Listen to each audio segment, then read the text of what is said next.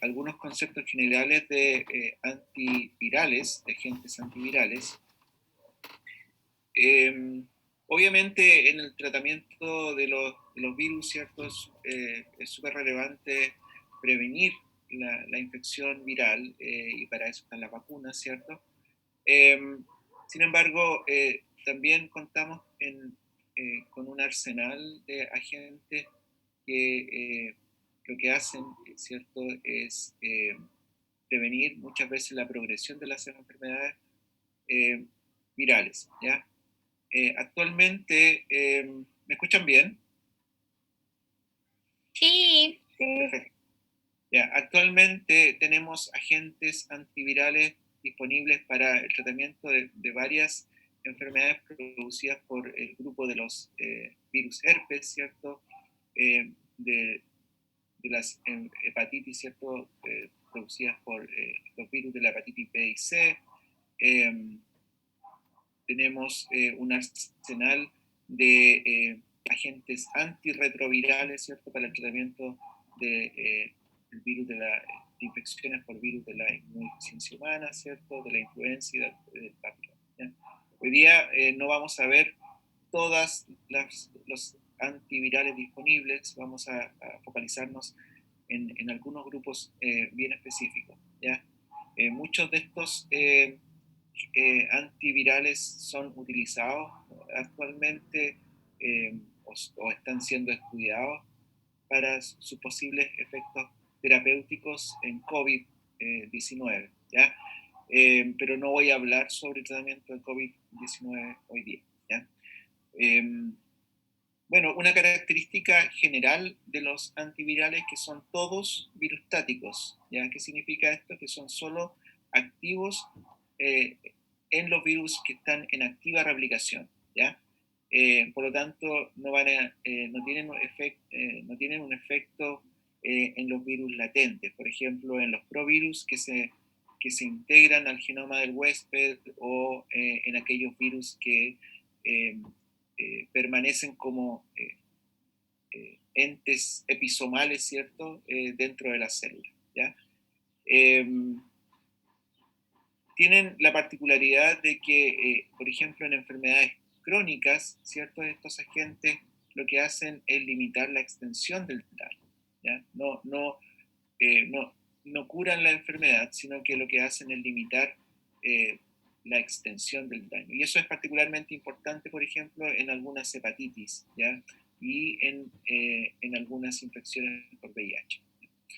Eh, la mayor parte de estos agentes antivirales lo que hacen es inhibir o bloquear, ¿cierto?, alguna fase del ciclo de replicación viral.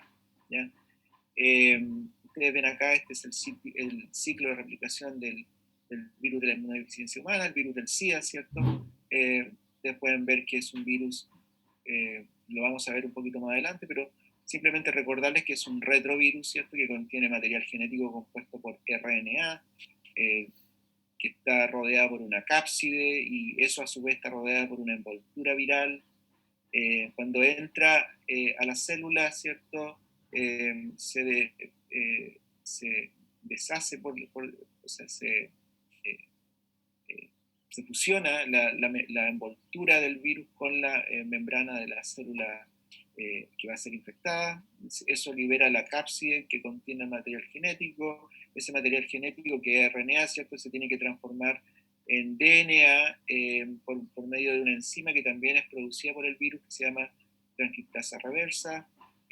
Una vez que se forma el DNA, ese se integra, ¿cierto?, como provirus en el genoma de la célula huésped y ahí puede permanecer por mucho tiempo.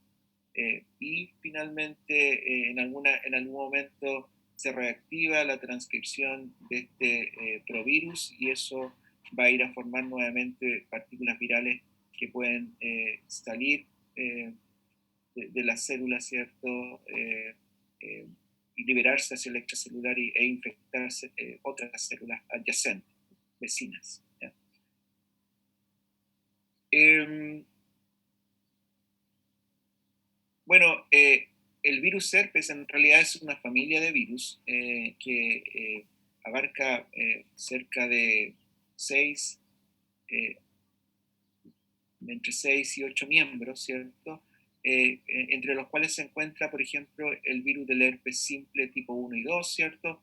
El virus de la varicela zoster, el virus que produce la mononucleosis infecciosa, el virus de Epstein-Barr, el citomegalovirus, ¿cierto? Y otros menos estudiados como el virus del herpes humano tipo 6 o el virus del herpes humano tipo 8. ¿Ya? El número 8, no sé si se acuerdan, pero se cree que produce el sarcoma de Kaposi en pacientes inmunocomprometidos por VIH.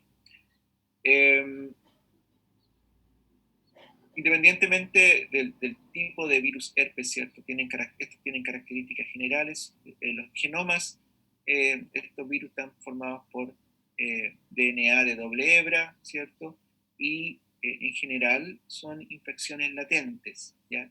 Son infecciones que se encuentran inactivas por mucho tiempo y se reactivan en el contexto generalmente de inmunosupresión. ¿Ya?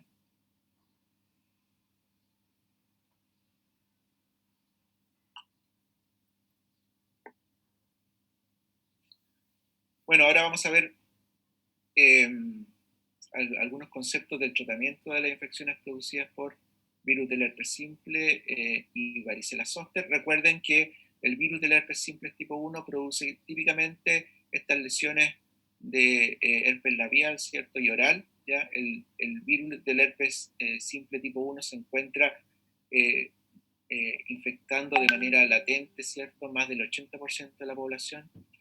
Por otra parte, el virus del herpes simple tipo 2 produce generalmente lesiones muy parecidas a las que ocurren en la mucosa oral y labial, ¿cierto? Pero en la zona genital, en la mucosa genital. ¿Ya? Y se piensa que entre el 5 y el 20% de la población está infectada con el virus del herpes simple tipo 2. ¿Ya?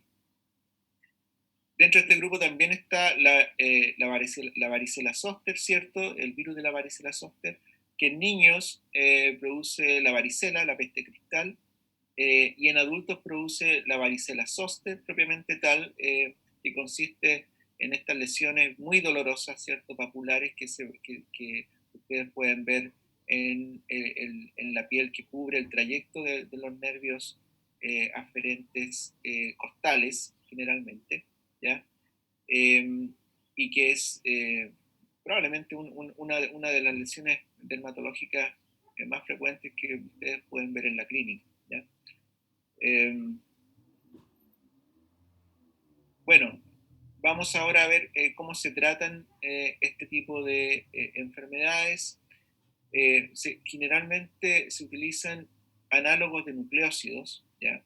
Eh, que lo que hacen, como ustedes comprenderán, es inhibir la síntesis del DNA viral. ¿Ya?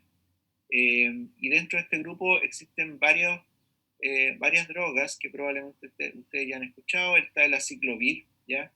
El aciclovir es un análogo de guanosina y que es el único miembro de esta familia de drogas que está disponible por vía intravenosa. ¿Ya? El valciclovir es una prodroga del aciclovir, es una modificación, es un L-valil éster de aciclovir, ¿ya? Que necesita ser convertido en nuestro organismo a aciclovir. ¿Ya? Vamos a ver cómo ocurre esa conversión en un momento más. ¿Ya? Por otra parte tenemos el penciclovir, ¿ya? Que también es un análogo nucleosídico, en este caso un análogo de guanosina acíclico, ¿ya? Y tenemos su prodroga, que es el famciclovir, ¿ya? Que es un diacetil de penciclovir, y que también se convierte a penciclovir en este caso en el hígado.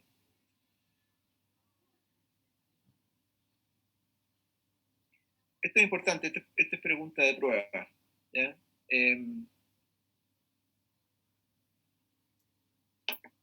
Tanto el aciclovir como el penciclovir, que son las drogas, ¿cierto? Los principios activos, requieren 3 fosforilaciones para poder activarse. ¿Ya? La primera fosforilación, eh, la transformación, ¿cierto?, de aciclovir o penciclovir en las moléculas monofosfato es catalizada por una enzima que se llama timidinoquinasa y es una enzima viral, ¿ya? Las segundas dos fosforilaciones ocurren por vía de quinasas que son proporcionadas por la célula huésped, ¿ya? Entonces, eso es importante. Eh, el aciclovir, ¿cierto? Y el penciclovir, y después vamos a ver también el ganciclovir, tienen que transformarse a una molécula trifosfato. Y la primera modificación, la primera fosforilación, ocurre como consecuencia de una enzima proporcionada por el virus, ¿ya? Las otras dos fosforilaciones ocurren por quinasas del huésped, ¿ya? Y una vez que esta molécula trifosforilada, ¿cierto? Eh, eh, una vez que ocurre la trifosforilación, esta molécula es capaz de incorporarse al DNA que se está replicando, ¿cierto? O de frentón inhibir directamente a la DNA polimerasa viral, ¿ya? De esta manera produciendo o la terminación de la cadena, ¿cierto?, de polimerización o la inhibición de la síntesis de DNA viral, ¿ya? Ahora, el hecho de que la primera fosforilación del compuesto tiene que ser mediada por una enzima viral es súper importante porque esto determina que haya una activación selectiva, es decir, que el metabolito, ¿cierto? En este caso el aciclovir o penciclovir, sea activo solamente en aquellas células que están infectadas, están siendo infectadas, ¿ya?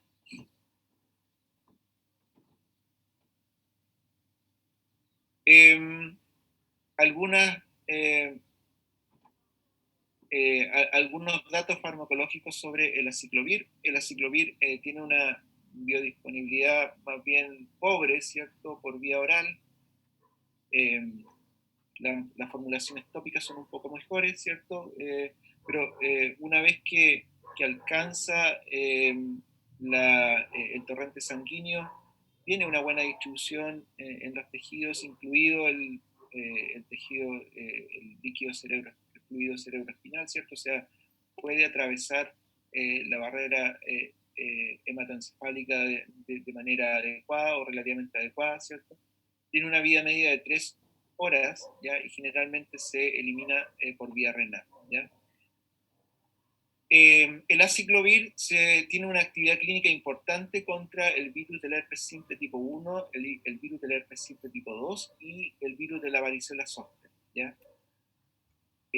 Sin embargo, existen diferencias entre estos usos. Por ejemplo, es 10 veces más potente contra el virus del herpes simple 1 y 2 que contra el virus de la varicela zoster, ¿ya?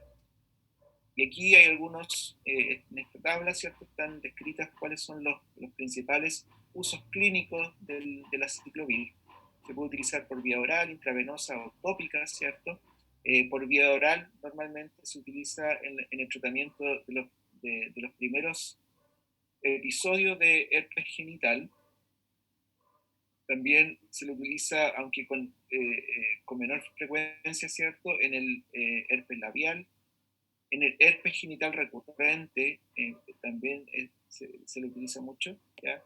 En cuadros de varicela zoster, ¿ya? Y esto es importante también en pacientes que van a ser sometidos a trasplante y por lo tanto van a ser sometidos a un protocolo de inmunosupresión, ¿ya? Eh, por vía intravenosa se la utiliza fundamentalmente para el tratamiento de enfermedades más graves, como por ejemplo la encefalitis producida por virus del herpes simple, ¿cierto? O la infección neonatal producida por virus del herpes simple, u otras infecciones profundas, ¿cierto?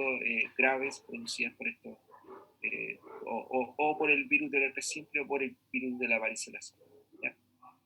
De manera tópica se lo utiliza como una crema al 5% para tratar el herpes labial.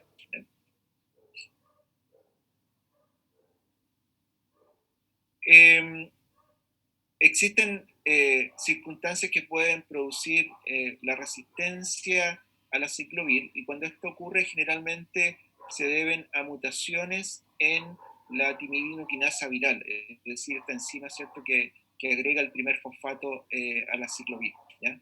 O también a veces también hay mutaciones en la DNA polimerasa de tipo viral.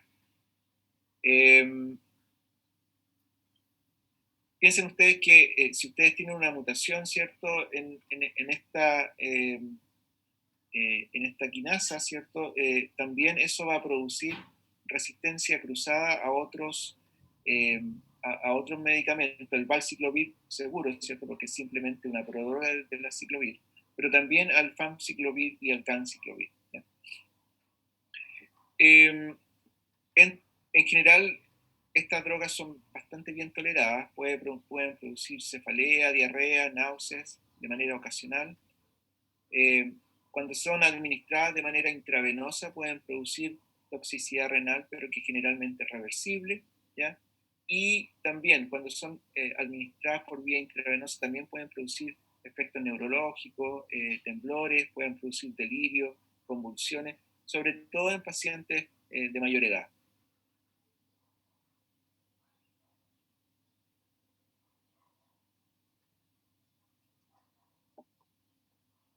El, val, el valaciclovir es, como les dije, una prodroga de la ciclovir, ¿cierto? Es el L-valilester de ciclovir, ¿ya? Por lo tanto, tiene una mejor biodisponibilidad por vía oral, de hasta un 70%, y se convierte a ciclovir en el hígado o en el intestino, ¿ya? Y obviamente se utiliza como una droga eh, por, que se consume por vía oral, ¿cierto? Y se lo utiliza para el tratamiento del herpes genital, ya sea el primer episodio o la recurrencia. Eh, Se lo utiliza también en el tratamiento del herpes labial, generalmente un tratamiento de un día, ¿ya? Para acortar la progresión de la enfermedad, ¿ya? Se lo utiliza también en infecciones por varicela zoster, ¿ya? Y donde aparentemente tiene un efecto de reducir la duración del dolor, ¿ya? También esta droga es muy bien tolerada, ¿cierto? También produce ocasionalmente náuseas, cefalea, vómitos, a veces algunos rash cutáneos, ¿ya? Hipersensibilidad. Eh, en pacientes inmunosuprimidos, ¿cierto? En pacientes con SIDA que están recibiendo altas dosis de manera crónica, puede producir intolerancia gastrointestinal, puede producir un púrpura trombocitopénico y un síndrome de hemolitis urémica.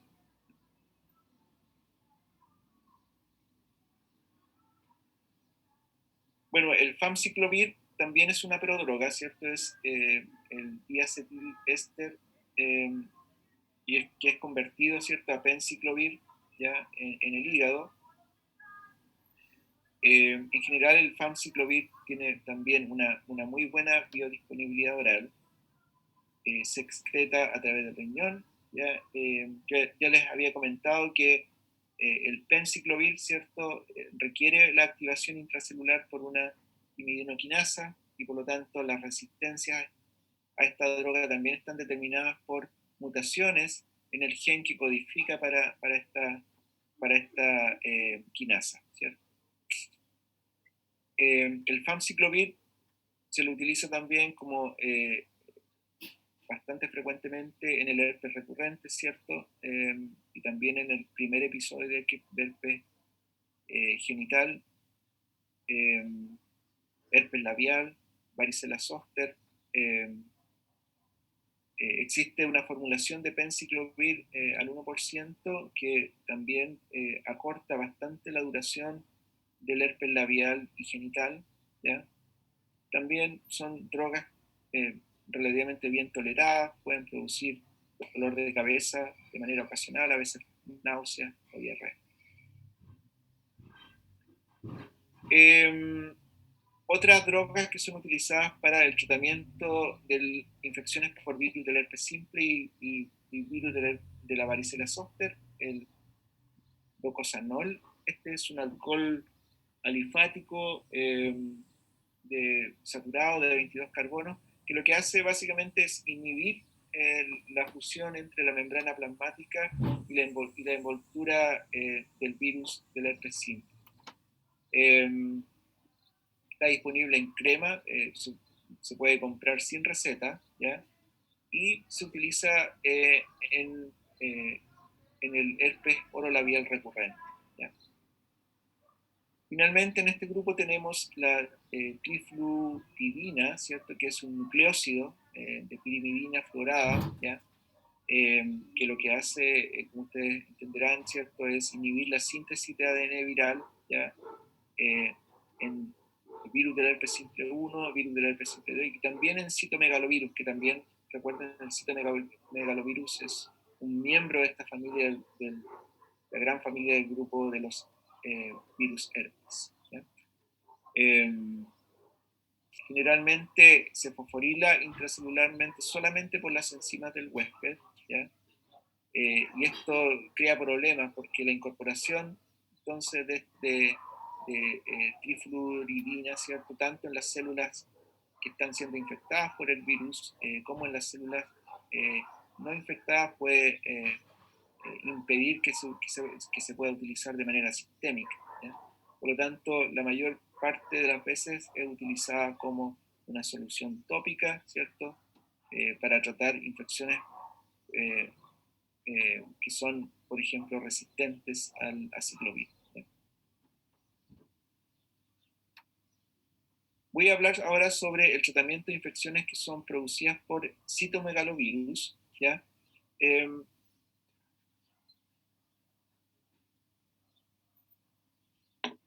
Esto probablemente ya lo vieron con el doctor Cruzat, ¿cierto? El citomegalovirus produce varios tipos de infecciones en distintas partes del cuerpo. Puede producir retinitis, puede producir colitis, neumonitis y puede producir infecciones del sistema nervioso eh, central, ¿cierto? Generalmente las infecciones por citomegalovirus se dan en el contexto de un paciente con inmunosupresión avanzada, pacientes con SIDA o pacientes trasplantados, ¿cierto? Y por lo tanto se cree que generalmente constituyen, ¿cierto?, una reactivación de una infección latente, ¿ya? ¿Cuáles son las drogas que son utilizadas para el tratamiento de las infecciones por citomegalovirus? El ganciclovir, el valganciclovir, ¿ya?, que es la prodroga del ganciclovir, el foscarnet y el cidofovir.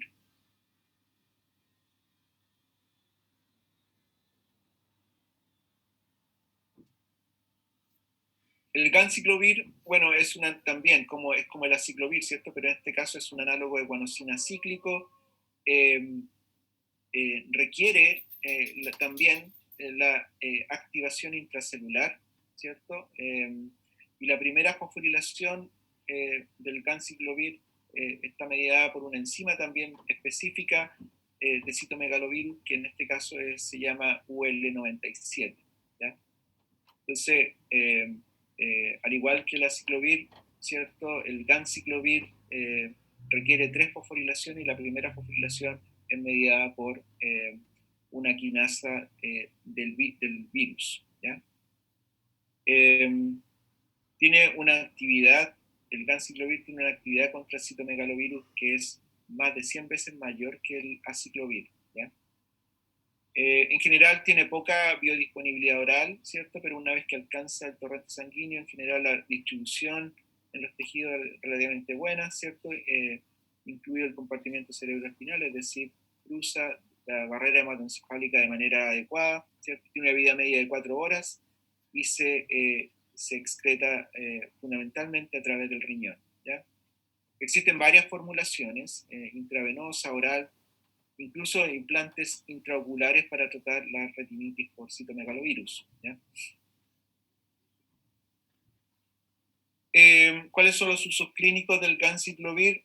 Bueno, retrasa la progresión de la retinitis por citomegalovirus en pacientes con SIDA, ¿ya? A veces, en este caso, se agrega foscarnet, ¿ya? Tratamiento de las colitis, esofagitis, neumonitis por citomegalovirus en pacientes inmunocomprometidos. Generalmente se utiliza en estos casos ganciclovir por vía intravenosa, ¿cierto? Profilaxis para la infección por citomegalovirus en receptores de trasplante, ¿cierto? Importante, ¿ya? Generalmente la resistencia a este medicamento, al ganciclovir, está dada por mutaciones en la enzima, en esta quinasa UL97 o en la o en la polimerasa viral, ¿cierto? Y dentro de los efectos adversos más importantes está la supresión mieloide, una mielosupresión, ¿cierto? Eh, eh, También puede producir dolor de cabeza, náusea, diarrea, fiebre, erupción cutánea, neuropatía periférica y a veces también altera el sistema nervioso central, produciendo confusión, convulsiones. Finalmente también puede producir hepatotoxicidad. Bueno, el valganciclovir es la prodroga del ganciclovir y el valganciclovir se convierte a ganciclovir en el intestino y en el hígado, ¿cierto? Tiene obviamente una mejor biodisponibilidad oral, cerca del 60%, y también obviamente se elimina por vía renal, ¿ya? El valganciclovir se utiliza fundamentalmente en la retinitis por citomegalovirus en pacientes con SIDA, ¿ya? Y también se la puede utilizar como profilaxis en enfermedades por citomegalovirus en pacientes trasplantados, ¿ya?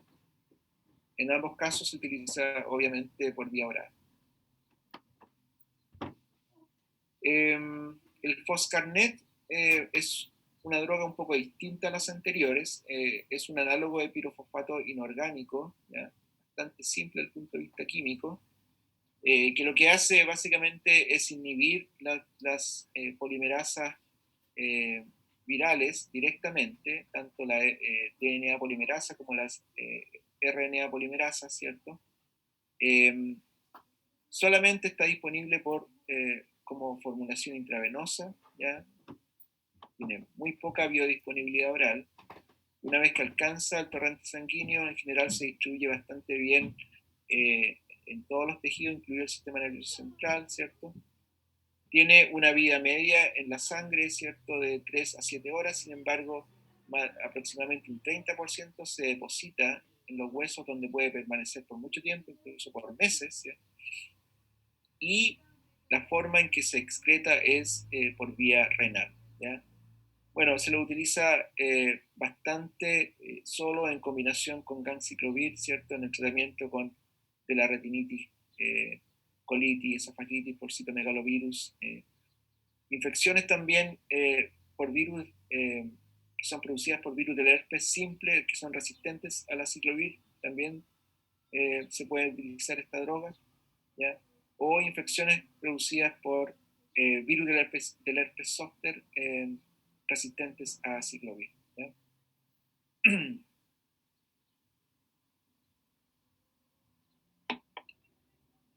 Tiene efectos adversos muy importantes. Puede producir insuficiencia renal, ¿ya? Puede producir alteraciones electrolíticas importantes, hipo o hipercalcemia, hipofosfatemia, hipocalemia, hipomagnesemia, ¿cierto? Puede producir úlceras genitales, puede producir náuseas, vómitos, anemia, fatiga, toxicidad del sistema nervioso central, puede producir alucinaciones, convulsiones, dolor de cabeza, etc. Desde el punto de vista de los efectos adversos, probablemente esta es una de las drogas más tóxicas, ¿eh?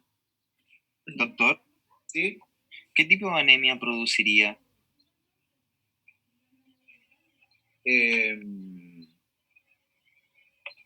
No lo sé, pero si produce alteraciones a nivel renal, probablemente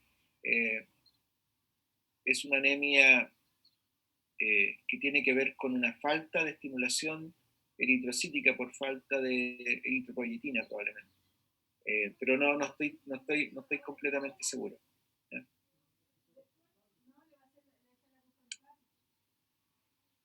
podría producir una anemia hemolítica, pero te estaría mintiendo, no estoy absolutamente seguro de cuál o qué tipo de anemia produce este medicamento.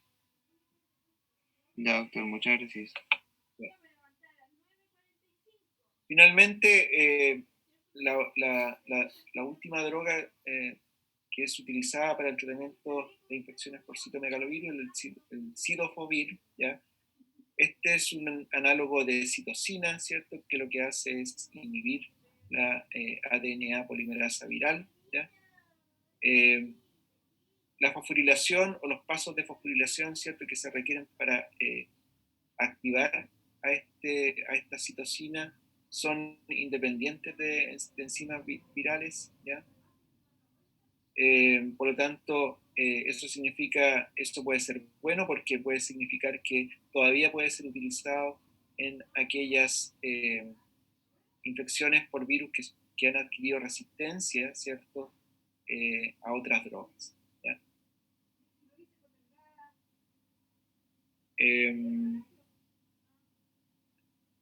Se utiliza por vía intravenosa, tiene una vida media de aproximadamente 3 horas en el torrente sanguíneo, ¿ya? Sin embargo, actúa de una manera mucho más prolongada en el intracelular, ¿ya? Puede incluso tener una vida media intracelular de hasta 65 horas, ¿ya? No cruza muy bien la barrera hematoencefálica, por lo tanto no se acumula en el líquido cerebroespinal, ¿ya? Y la eliminación es básicamente renal por secreción activa, ¿ya? Se lo utiliza fundamentalmente en la retinitis por citomegalovirus, ¿ya? Sin embargo, tiene que ser administrado con probenecid, ¿ya? Para reducir la nefrotoxicidad. Y obviamente dentro de los efectos adversos, ¿cierto? Está la nefrotoxicidad del túbulo proximal, ¿ya? Eh, el principal efecto adverso. También puede haber uveitis, ¿cierto? Hipotonía ocular y neutropenia.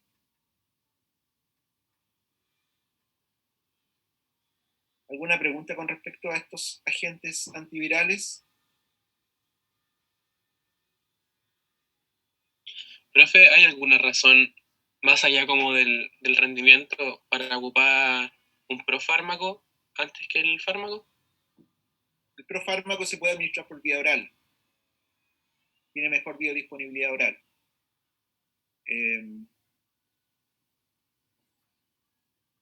Y se convierte al fármaco, al principio activo, en los tejidos periféricos. Entonces, particularmente el intestino o el hígado.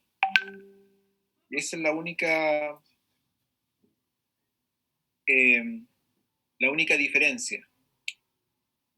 Generalmente es mucho más cómodo administrar un fármaco por vía oral que por vía intravenosa. Entonces, en esos casos, uno prefiere la prodroga. Gracias, profe. ¿Ya? Bueno, ahora vamos a pasar a un capítulo un poco distinto, ¿cierto? Y vamos a hablar de antirretrovirales. Y dentro de los antirretrovirales vamos a hablar de aquellos que son utilizados para el tratamiento del VIH y el SIDA. Yo no sé qué tanto estudiaron esto en microbiología en sus cursos anteriores, ¿cierto? Pero yo les voy a dar un pequeño resumen de algunos hechos importantes sobre VIH y SIDA, ¿ya? Bueno, como ya les había mencionado anteriormente, ¿cierto? El virus del SIDA es un virus RNA, es un retrovirus, ¿ya? Formado por un material genético, 2 moléculas de RNA de cadena única, ¿cierto? Que se transmite fundamentalmente ya sea por vía sexual o parenteral, ¿ya? Es un virus que infecta particularmente a los linfocitos T CD4 positivo, a los linfocitos T helper, ¿cierto?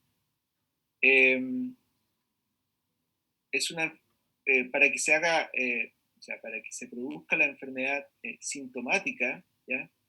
Estas células, los CD4 positivos, tienen que bajar de 350 células por microlitros, ¿ya? Sin embargo, también existen, bueno, cuando bajan, ¿cierto?, los CD4 positivos por debajo de este límite de 350 células por microlitro, se comienzan a producir todos los cuadros que ustedes ya conocen, cuadros de infecciones oportunistas, ¿cierto?, etc. Sin embargo, en casos avanzados, ustedes pueden definir ciertos eventos, ¿ya? De SIDA, o sea, eventos definitorios del SIDA, ¿ya? La neumocistis girovesis, ¿cierto?, es uno de ellos, el sarcoma de Kaposi, justamente la retinitis por citomegalovirus, ¿cierto?, y el linfoma no-Hodgkin, ¿ya? En otras palabras, cuando ustedes tengan un paciente que llega con cualquiera de estos cuadros, existe una alta probabilidad de que ese paciente esté cursando un SIDA, ¿cierto? Los avances desde un punto de vista terapéutico para el tratamiento del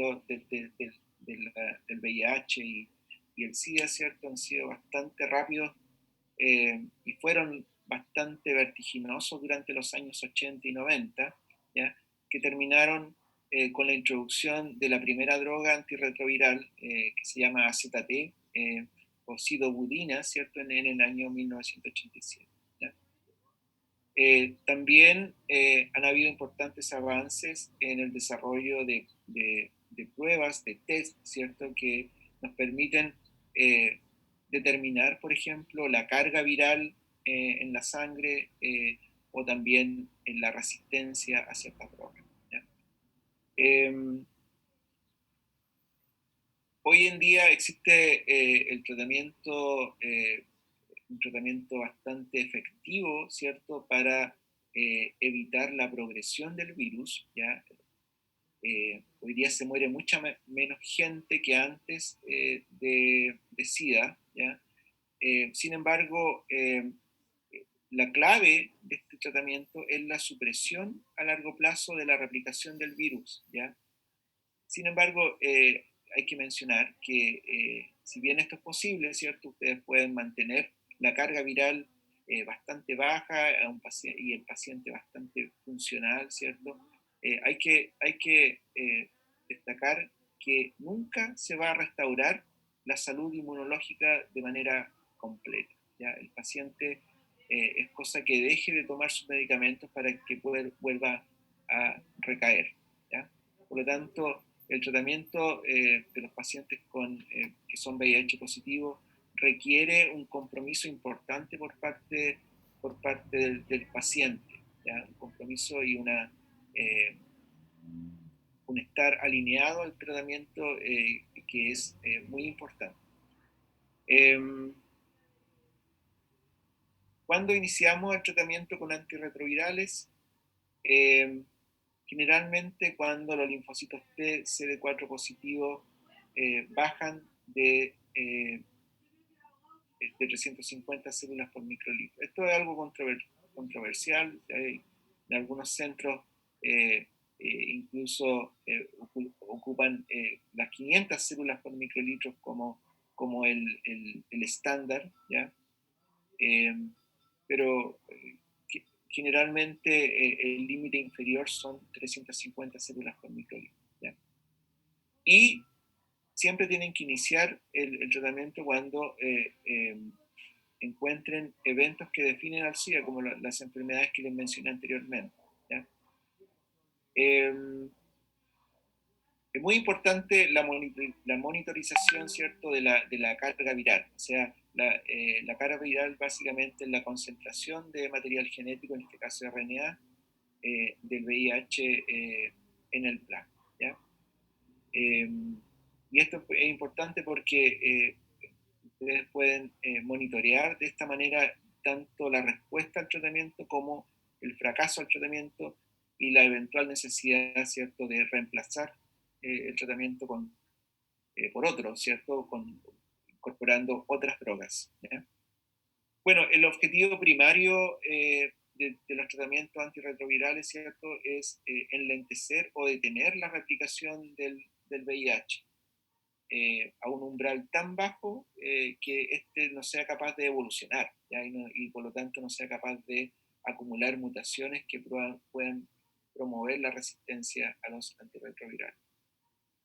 Generalmente se habla de que los pacientes deberían tener como máximo, ¿ciertos?, entre 50 y 200 copias de RNA por microlitro de sangre, ¿ya? Y esto es importante porque la resistencia se ha visto que surge si ustedes permiten que el virus se replique, ¿cierto? Y eso puede ocurrir en condiciones, por ejemplo, de bajas concentraciones de fármaco o insuficientes concentraciones de fármaco, ¿ya?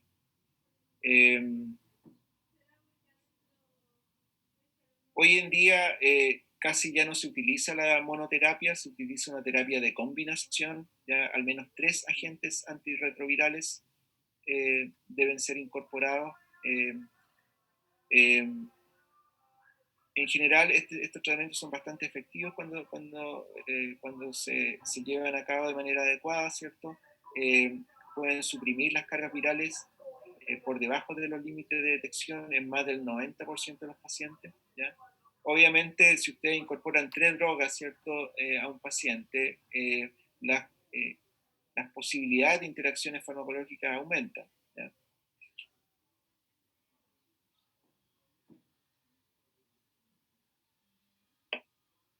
Yo les mencionaba que existen factores eh, relacionados con el paciente que también van a determinar el éxito de la terapia. Uno es la tolerancia, ¿cierto? Los efectos tóxicos de estas drogas a largo plazo. Y aquí hay que decir que si bien estos medicamentos son relativamente bien tolerados y son bastante seguros, ¿ya?, no son totalmente benignos y vamos a ver algunos de los efectos tóxicos que producen ellos hacia el final de esta clase, ¿ya? Eh, la conveniencia, bueno, en general, hoy en día ya no es un tema el acceso a estos medicamentos. Antiguamente costaban eh, en el orden de $12,000 por año, ¿ya? Y esto es importante, la adherencia al tratamiento, ¿ya? En general es muy difícil o relativamente más difícil, ¿cierto?, decirle a un paciente que se tome 3 píldoras que son relativamente grandes en un día, ¿ya? Sin embargo, esto es súper importante porque se necesita que haya una adherencia estricta para lograr mantener la supresión viral, ¿ya? Si ustedes se relajan, si el paciente se relaja, ¿cierto? Eh, Esto puede rápidamente producir el desarrollo de resistencia a la droga. Bueno, y aquí vamos a ver entonces las drogas antirretrovirales. Yo ya les mencioné un poco cuáles son los diferentes pasos o estados, ¿cierto?, del ciclo de infección viral, ¿ya? Eh, Todas estas drogas van a ir a actuar en el ciclo de infección viral en distintas fases o estadios del ciclo de infección viral, ¿ya? Se distinguen 6 clases o grupos de drogas. Están los inhibidores de la transcriptasa reversa, ¿cierto?, del tipo nucleosídico o nucleotídicos. En inglés estos se llaman NUCs, ¿ya? Porque tienen un nombre bastante largo, entonces nosotros los vamos a abreviar como los NUCs, ¿ya? Eh, por otro lado, también están los inhibidores de la transcriptasa reversa, pero que son no nucleosídicos, que se llaman no-NUCs, ¿ya? Están los inhibidores de la proteasa, ¿ya? Están los inhibidores de fusión, están los antagonistas del receptor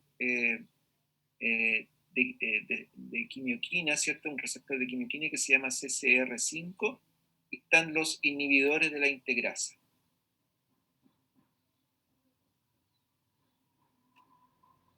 Los NUCs ya son una lista o comprenden una lista larga de fármacos, ¿cierto? Está el fármaco fundador, que es la acetateo-citoburina, ¿cierto? está la estabudina, la salcitabina, la mibudina, ¿cierto? Abacavir,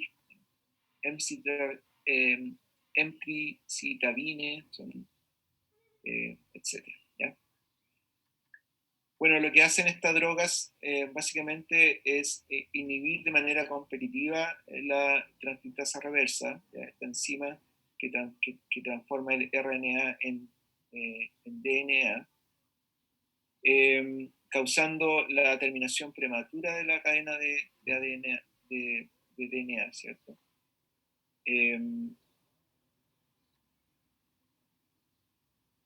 Requieren activación intracelular, básicamente a través de la fosforilación de las quinasas del huésped, ¿ya?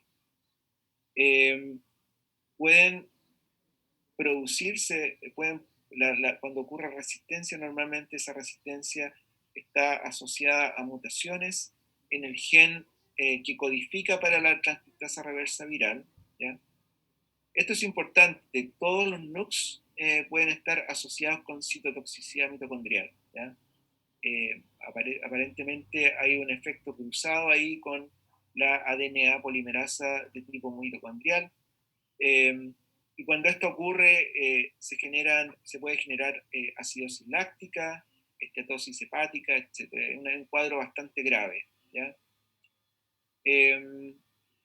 La susceptibilidad del VIH-2, ¿cierto?, a los NUCs es similar a la susceptibilidad del VIH-1 a los NUCs.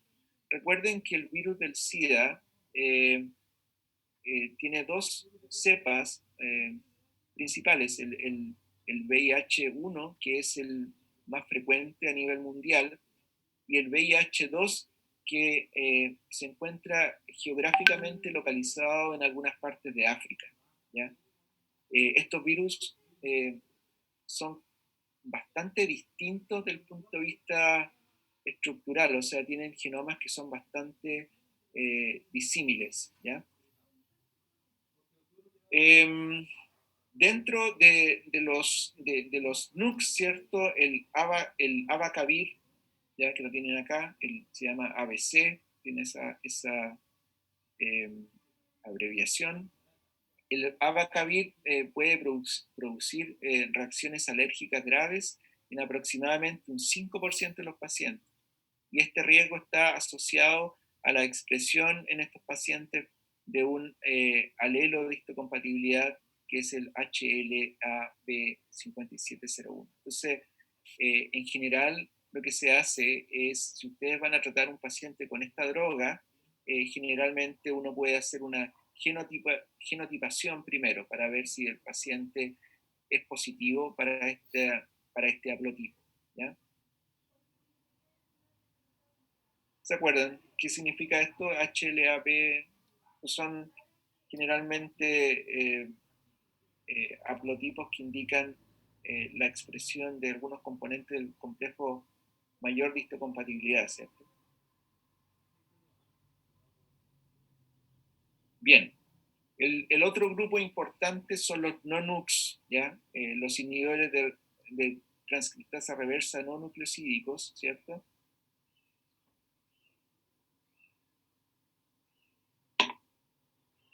Que a diferencia de los NUCs se unen directamente a la transcriptasa reversa, ¿cierto? Pero causan una inhibición alostérica, es decir, no inhiben el sitio activo de la transcriptasa reversa, ¿ya? Existe una resistencia innata del VIH-2 a los no-NUCs, ¿ya? Debido a que tienen una estructura distinta de su transcriptasa reversa, ¿ya? Por lo tanto, no compiten con nucleótidos y tampoco requieren ser fosforilados para ser activados, ¿ya? Bueno, y la resistencia está dada por mutaciones en la transcriptasa reversa viral, ¿ya? Generalmente se recomienda genotipar primero debido a que puede existir resistencia bastante, o sea, puede haber resistencia natural, ¿cierto? O que se desarrolle bastante rápido con la monoterapia. ¿Ya? Efectos adversos, en general de los NONUCs, está el rash cutáneo, ¿cierto? Que puede ser bastante severo. ¿Ya? Y aquí está la lista de los NONUCs, el nevirapine, ¿cierto? El de la virine, efavirenz, el efavirenz es bastante comúnmente usado. ¿Ya? El etravirine, ¿cierto? El piviridine son drogas que son bastante difíciles de pronunciar. Bueno, y también luego tenemos un gran grupo que son los inhibidores de la proteasa, que en algún momento vinieron como a revolucionar el tratamiento del SIDA o del VIH. Estos inhibidores de la proteasa lo que hacen es bloquear la proteasa que permite al virus la producción de nuevas copias, de nuevos viriones infectantes. ¿Ya? Por lo tanto, tienen un rol importante en evitar la propagación de la infección. ¿Ya? Existen varios tipos, el ritonavir, ¿cierto? El indinavir, el nelfinavir, etc. El lopinavir también es bastante utilizado. Bueno, estos inhibidores no requieren activación intracelular, ¿ya? Existen algunas mutaciones que confieren resistencia que son bastante comunes, ¿cierto? Por lo tanto, en general, no se recomienda que estas drogas sean eh, utilizadas como monoterapia, ¿ya? Casi todos los inhibidores de la proteasa se metabolizan a través del citocromo P450, particularmente esta isoforma, ¿cierto? Y dentro de los inhibidores de la proteasa, el ritonavir probablemente es el que puede inhibir más profundamente o más completamente a esta isoforma de P450. ¿Ya? De tal suerte que incluso uno puede utilizar ritonavir, ¿cierto?, para retrasar la eliminación de otros inhibidores de la proteasa y de esa manera alcanzar mayores dosis, ¿cierto? O que sean más fáciles de tomar, de administrar. ¿Ya? Efectos adversos de los inhibidores de la proteasa, náusea, diarrea, pero probablemente el efecto adverso más importante desde el punto de vista clínico es la hiperlipidemia. Puede producir hipertrigliceridemia, ¿cierto? Y aumento de la LDH. También es frecuente la aparición de lipodistrofia.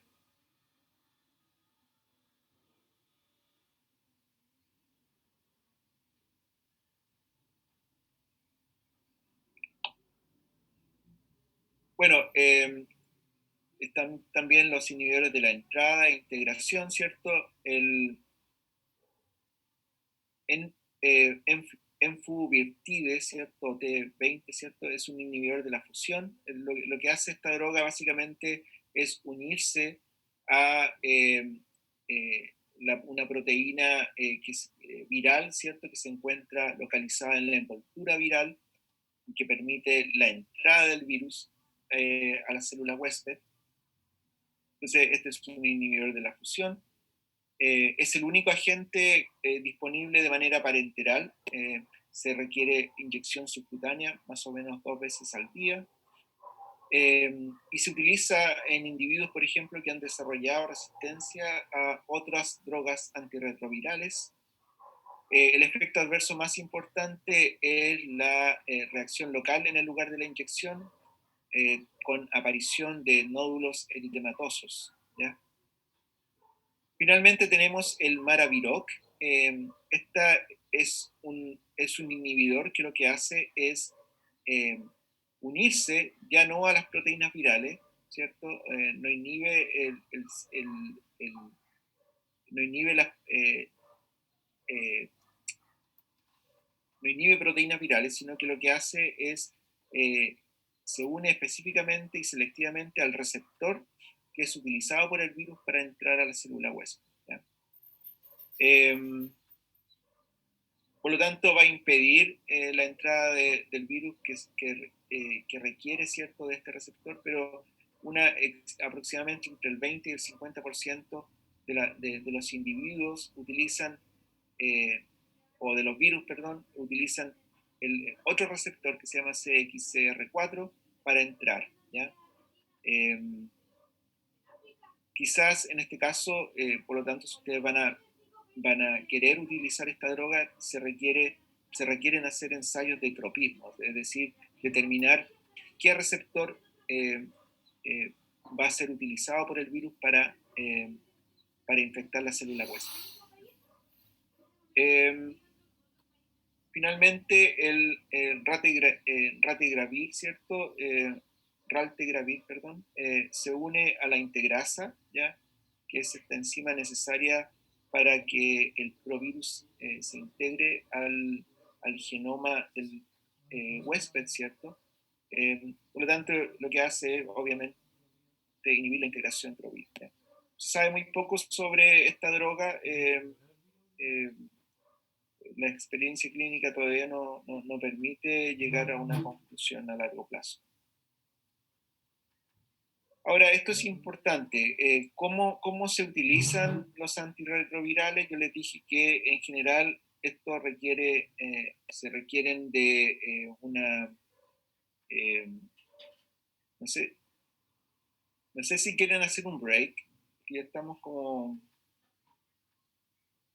Nos falta una última parte de los antirretrovirales y luego vamos rápidamente a revisar algunas drogas que son utilizadas para el tratamiento de hepatitis producida por virus de la hepatitis B y C.